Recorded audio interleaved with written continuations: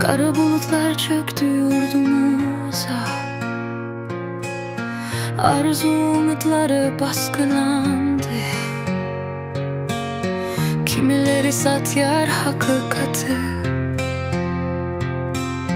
kimileri içer kanını halkın.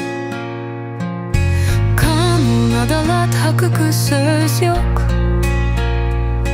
Yalan bilen gurlan bu cahil devran. Para horlar halkı soyup bitirdi. Kimileri millet için canın kovurdun. Tarık aygalan yar, halk ezilyer. Yine bir nesil dovaha sürülyer. Sada halka kurulan torlar, dönükler hakikati gömyer. Düneme için dönmeli, biz neme için ses kısmalı,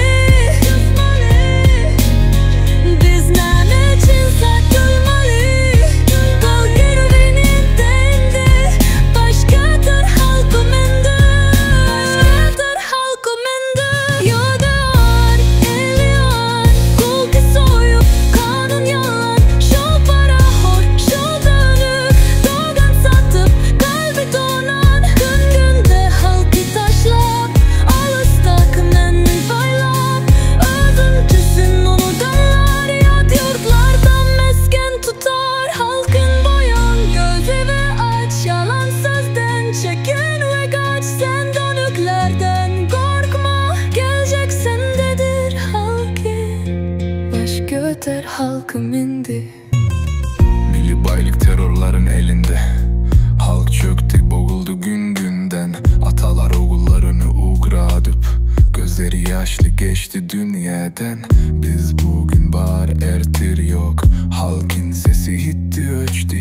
Bize akıl veren zalimler, hakikat sesinden yanıp kovruluyor. Üretip arayan nesil, yetim nesil. Sen yalan vadalara gandın. Ata babaların kahramandı, sen onları satıp kuvandın. Kör ettiler mektepte, pul bilen ölçeğine yar bilim. Sağlık deyip can aldılar, ölsen belaş dilime. Sen hiç kimden dönükler diye,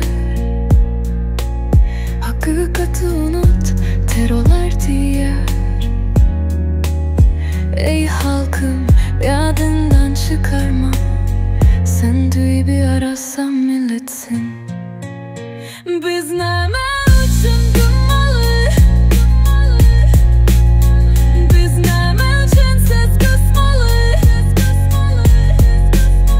biz neme için saklanmalı. Kal yerinden yettiğinde, baş göter halkım indi. Kim hakikati